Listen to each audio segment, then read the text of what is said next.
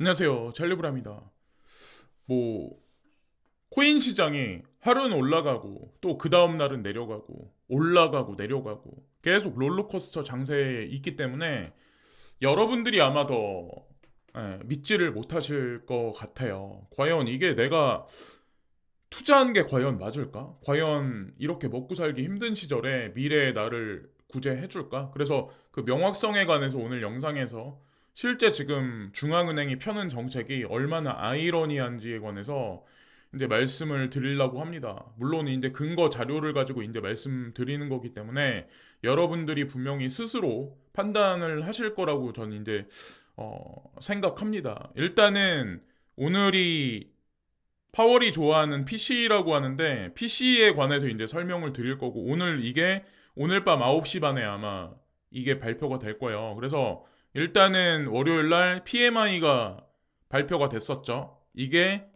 하락했죠. 자, 그리고 화요일 날 소비자 신뢰 지수도 하락을 했어요. 이거는 사실 우리가 투자하고 있는 뭐 주식이나 아니면 가상자산에 이거는 긍정 시그널이거든요. 화살표가 아래로 내려가면. 근데 수요일 날은 중립이에요. 옆으로 화살표가 그냥 중립 이도저도 아닌 상황. 어떻게 보면.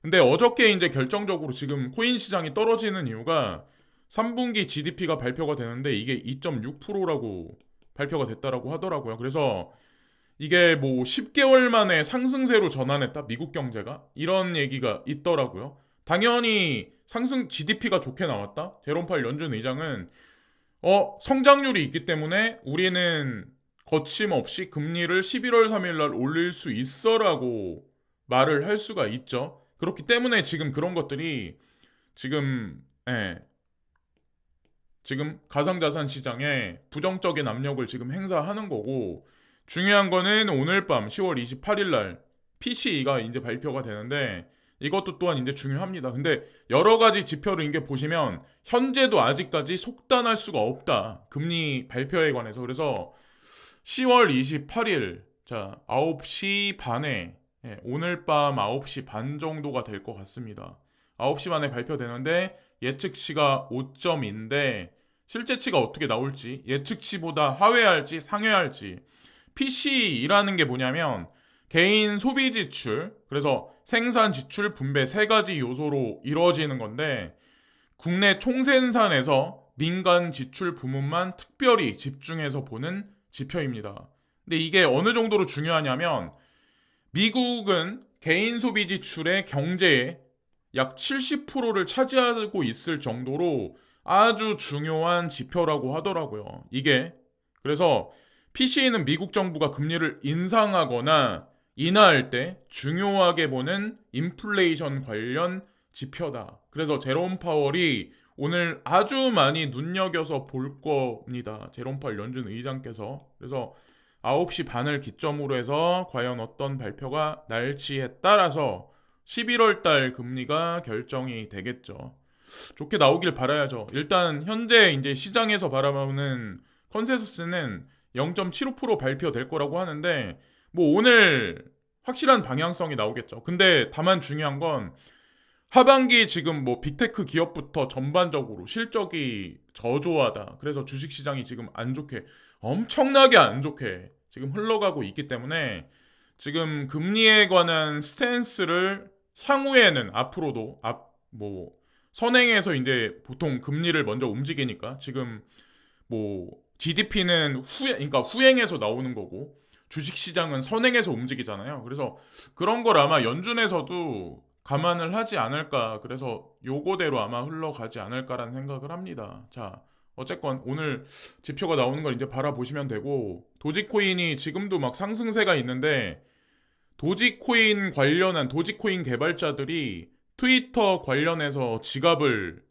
여기 나와 있는 거대로 지갑을 뭐 개발한다라는 그런 얘기가 있어요. 그래서 그 결론이 그리고 인수에 관한 게 확정적으로 될지에 관해서 변수가 분명히 있죠. 어쨌건 뭐 올라갔으니까 더 올라갈 거라 생각해서 투자를 하는 거는 50대 50짜리 전 도박이라고 생각을 하거든요. 그래서 뭐 익절하신 분들은 100 몇 원이나 뭐 내가 110원에 못 팔았어 안타까워 하기보다는 차라리 다른 코인들도 있으니까 그걸 보시는 게 어떨까 라는 생각을 합니다. 뭐 50대 50이니까. 자, 그리고 이게 아마 되게 중요한 뉴스일 수가 있는데, 여기 아서 헤이스라고 이제 흑인 분인데, 이분이 전 비트맥스 CEO거든요. 아마 아시는 분은 아마 아시겠지만 지금은 막 비트겟이라든가 MEXC인가? 뭐 여러 개 그 선물 거래소들이 되게 많잖아요. 근데 원래는 그 코인몰이 원래 그 코인 시장의 선물 거래소의 원조격은 비트맥스예요. 사실은.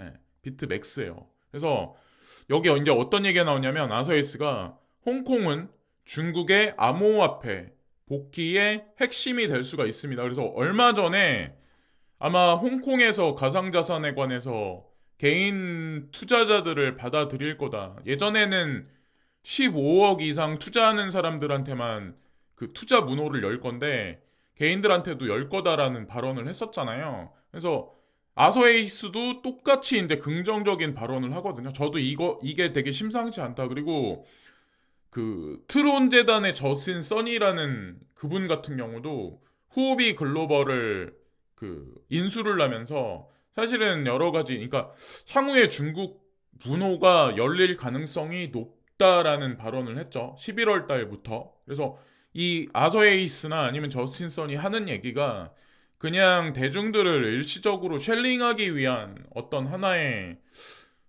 그런 거라고는 저 이제 생각을 안 하거든요. 지금 이제 구체적인 상황에 관해서 이제 얘기를 하는데, 어, 홍콩이 중국의 세계와 상호작용하는 대리자 역할을 하기 때문에, 어, 홍콩 정부의 발표가 중국이 시장 진입을 용이하게 하려는 신호라고 생각한다. 그래서 중국이 시장에 다시 진입할 때 다음 암호화폐 강세장이 될 거다라는 이런 발언을 했거든요. 그래서 어느 정도는 가중치를 여기에 두시고 보시는 게 어떨까.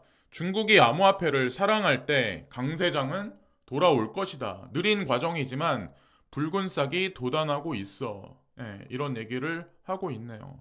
아마 중국이 크립토 시장에 관해서 옹호한다는 발언을 하면 아마 채굴 관련한 코인들이 폭등을 할 확률이 상당히 높습니다. 지금은 채굴 관련한 코인들이 맥을 못 추고 있잖아요. 채굴 관련한 코인들이나 아니면 중국 관련한 코인들. 그래서 지금 가지고 계신 분들은 손절하시기보다 조금 더 기다려 보시면 좋지 않을까. 그리고 이거는 스테이블 코인에 관한 얘기인데 후오비 거래소가 HUSD 스테이블 코인 전격 상장 폐지하고 이 자리에 USDT를 집어넣는다라고 이제 저는 USDD가 들어갈 거라고 생각했거든요. 그러니까 트론 트랜잭션을 사용하는 근데 USDT를 여기다가 이제 바로 집어넣는다. 그래서 후오비 거래소도 이런저런 지금 현재 움직임이 있는 걸로 봐서는 아서에이스나 아니면 저스틴선이 했던 발언이 그냥 그냥 맨땅에 헤딩하는 어떤 근거 없는 발언은 아니다라고 이제 결론을 도출할 수 있지 않을까라는 생각을 합니다. 그리고 오늘은 뭐 시장이 도지코인만 지금 그렇고 위믹스는 저는 모르겠네요. 위믹스 뭐 어쨌건 폭락을 했어요. 이 마이너스 25.74%가 폭락을 해버렸고 나머지 뭐 지금 현재 별로 볼 게 없는 현재 시장입니다. 그리고 여기 금융위원장 15억 초과 아파트도 주담대 허용 이러면은 얘기 다 한 거죠. 이게 뭐냐면 금리를 뭐 금방 인하하고 그러진 않겠지만 금리 동결로 앞으로 그러니까 강력하게 금리 인상하던 기조를 조금 누그러뜨릴 확률이 이 정책 하나로 보면 알 수가 있거든요. 이 얘기는 우회적으로 돈을 풀 수 있다는 얘기거든요. 사실은 이 얘기가 그러지 않을까요? 우회적 양적 완화, 양적 완화지 않을까요? 한국 같은 경우는 자 그리고 베리 실버트가 그 달콤한 트위터 판매 수익이 곧 암호화폐로 들어갈 것입니다.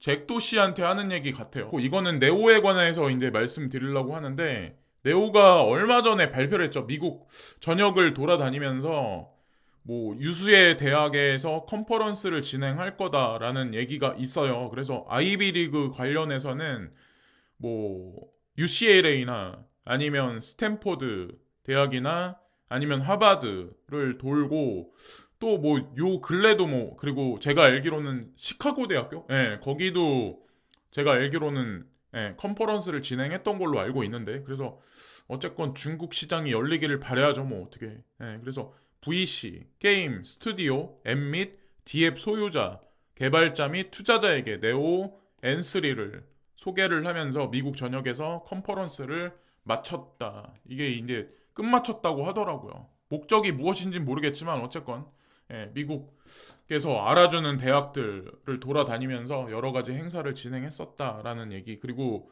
부산 블록체인 기업에 3년간 1억 달러 쏟아붓는다. 지금 부산에서 블록체인 관련해서 행사가 진행되고 있거든요. 그래서 이렇다 할 저렇다 할 뭐 인물들이 지금 부산에 많이 가 있는 것 같더라고요. 제가 이제 보니까는. 그래서 뭐 하여튼 투자를 거대하게 진행할 거다라는 얘기가 있고 이것도 이제 아이러니한 중앙은행의 정책에 관해서 이제 말씀드리려고 하는데 고금리, 고물가, 고환율의 3고 파고에 3년여 만에 정상화한다. 그래서 50%로 일괄 완화한다. 대출 규제 완화에 관해서 정책 발표가 있었어요. 그래서 이게 파급적인 어떤 부동산 상승의 효시가 되지는 않겠지만 일단 하락하는 거를 어느 정도는 지지하는 막아주는 어떤 그런 장치가 되지 않을까라는 생각을 합니다. 이것도 돈 푸는 거죠. 한국은행이 은행 증권사에 3개월간 자금 우회적으로 지원한다. 여기도 우회라는 얘기가 나오죠. 직접이란 얘기가 아니라. 그래서 웃긴 거죠 지금. 긴축을 하는데 돈을 푼다. 영국도 마찬가지죠. 에너지가 지속적으로 올라가서 인플레이션 때문에 힘들기 때문에 보조금을 지급해 준다. 유로존도 마찬가지로 인플레이션이 너무 올라가니까 보조금을 지급해 준다. 그러면 중앙은행이 지금 어떤 꼴이냐. 제가 이거는 팬딩 회원분들한테는 글을 자주 써서 올려서 아마 지금 현재 인지를 아마 하실 것 같습니다. 자, 그리고 일본도 안 그래도 빚에 치이는데 280조 풀어 영국 꼴 날라. 자, 일본도 마찬가지죠. 현재 어쨌건 전 세계가 이상하게 지금 현재 그리고 치솟는 물가에 영국도 70% 성탄절 관련 지출 줄일 것이라고 여기 그 얘기가 나왔어요. 그래서 어떻게 될지 모르겠지만 인플레이션이 올라가면 소비는 급감합니다. 요즘에 저는 이제 쿠팡에서 쇼핑을 많이 하거든요. 쿠팡에서 물건을 많이 사는데 쿠팡에 보면은 새벽녘에 그 뭐지? 그 재고가 있어요. 식료품 같은 거 재고. 근데 거기 보면은 예전보다는 그 재고량이 되게 많이 늘어났다는 얘기거든. 그 얘기는 지갑을 사람들이 하반기 들어서 많이 닫고 있다는 얘기예요. 하다못해 하다하다 이제 먹는 것도 줄인다. 먹는 것도 아낀다.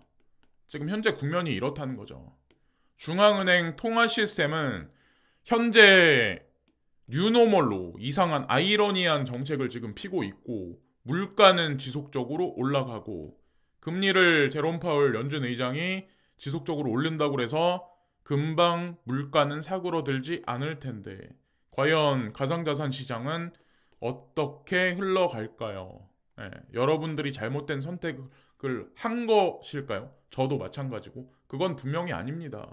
자, 어쨌든 중앙은행 명목화폐 시스템은 거의 한계치까지 다 왔고 CBDC 구현도 우리가 생각하는 것보다 빨리 구현될 확률도 높아요. CBDC가 시중에 유통되고 그리고 그 CBDC가 가상자산 시장하고 같이 이제 연계가 된다면 아마 많은 패러다임의 변환이 있을 거고 가상자산 시장 끝까지 포기하지 마시고 그러면 아마 평생을 후회하실 겁니다. 지금 손절하고 나가시면 저 이제 그렇게 생각을 해요. 자, 중국이 과연 11월 달에 실제로 진짜 들어올지도 끝까지 예의주시해서